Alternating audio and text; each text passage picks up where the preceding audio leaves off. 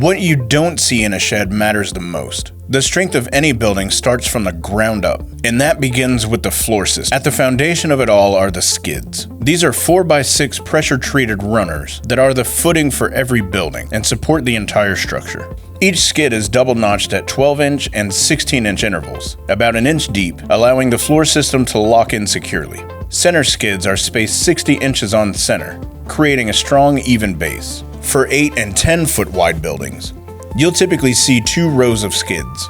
Once you move to 12 foot wide buildings and larger, that increases to 4 rows for added support.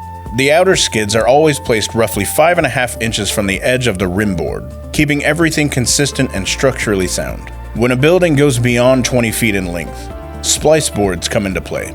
We apply pressure-treated 2x4s on both sides that connect skid joints, adding strength and continuity. They're secured with 3-inch nails in 2 staggered rows, spaced every 3 inches, ensuring a tight and durable connection. On top of the skids sit the floor joists. These are 2x6 pressure-treated boards that form the framework of the floor. Standard spacing is 16 inches on center, but for garages, that tightens to 12 inches to handle heavier loads. On the front of every building, there's a double joist for extra reinforcement.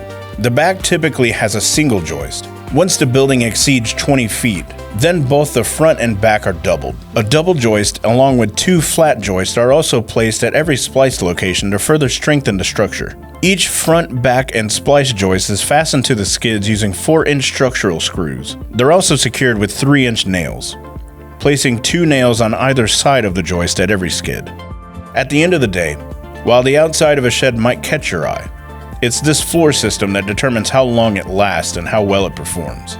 This is the kind of structure that builds confidence, whether you're selling it or putting it in your own backyard.